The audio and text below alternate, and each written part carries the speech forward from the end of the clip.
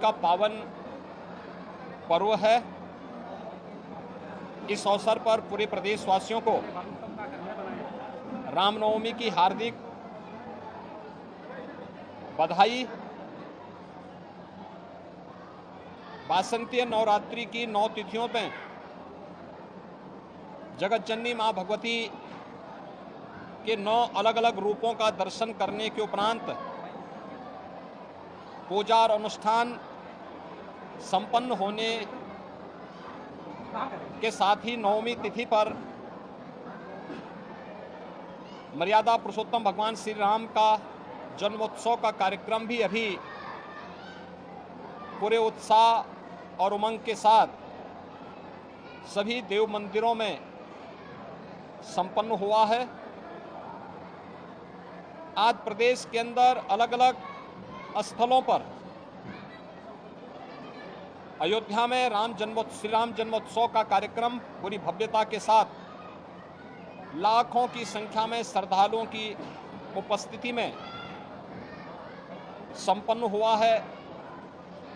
हर देव मंदिर में अयोध्या धाम में काफ़ी उत्साह है, काफ़ी उमंग है। कल से लेकर के अब तक 15 लाख से अधिक श्रद्धालु अब तक अयोध्या धाम पे पहुंचा है। ब्रह्म मुहूर्त से ही वहां पे पवित्र सरयू नदी में स्नान करने के बाद श्री हनुमानगढ़ी और राम जन्मभूमि के साथ साथ सभी पवित्र स्थलों में दर्शन के बाद श्री राम जन्मोत्सव के कार्यक्रम के साथ शामिल हो रहा है।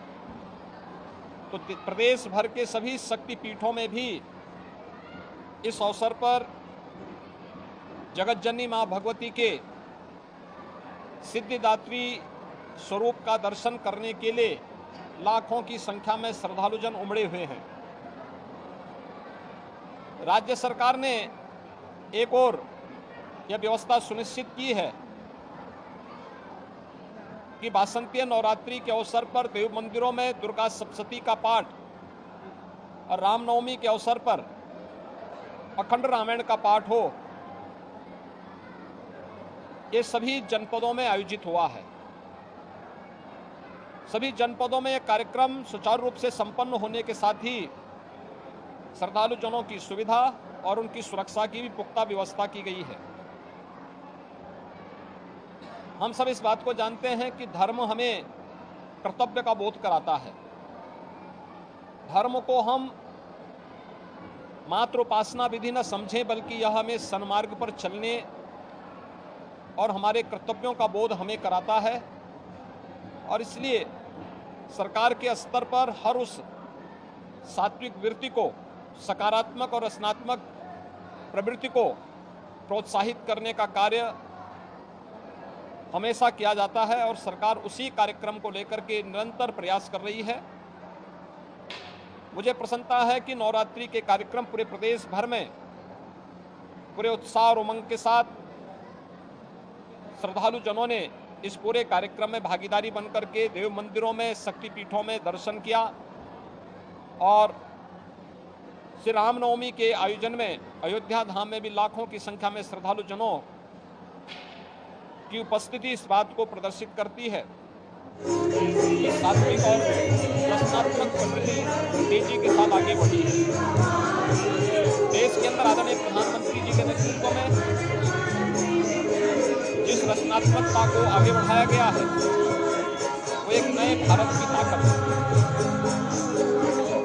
उत्तर से दक्षिण, पूरब से पश्चिम, आज पूरा भारत जब एक स्वर में प्रधानमंत्री मोदी जी के नेतृत्व में बोलता है वे भारत की ताकत का एहसास भी कराता है, भारत के सामर्थ्य को भी दुनिया के सामने प्रस्तुत करता है। एक समर्थ भारत, एक शक्तिशाली भारत की ताकत का एहसास यह सब करता है।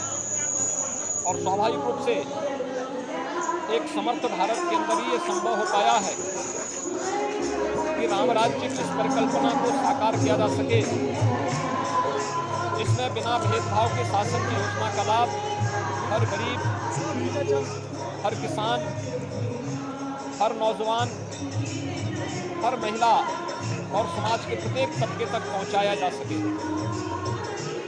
इस सदी की सबसे बड़ी महामारी के दौरान सरकार की संवेदनशीलता और सरकार के सामर्थ्य को देश और दुनिया ने देखा है। और इससे पहले भी वहीं अनेक लगाए चल के फिर जो कार्यक्रम जन कल्याणकारी प्रारंभ हुए हैं केंद्र सरकार के द्वारा, राज्य सरकार के द्वारा, वह भी हम सबके सामने है।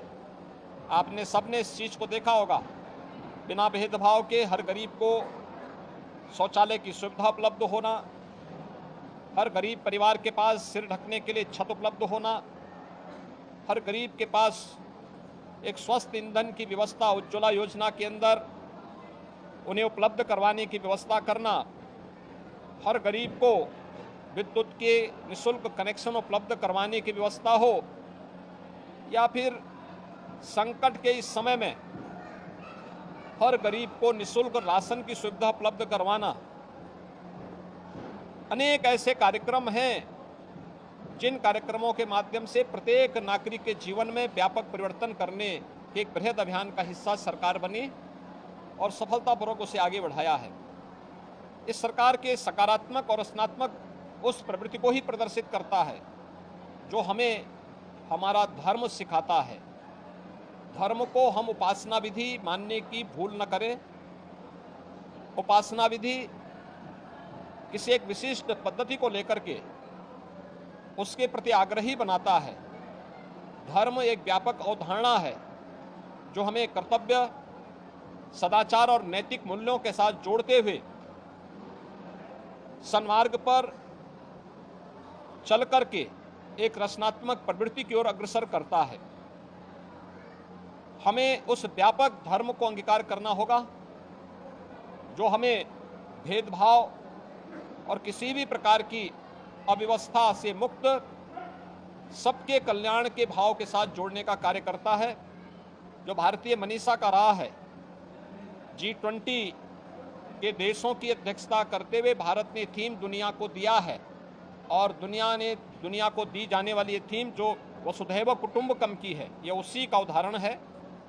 आज रामनवमी के इस अवसर पर मैं सभी श्रद्धालुजनों को एक बार फिर से पूरे प्रदेश वासियों को हृदय से बधाई देता हूँ।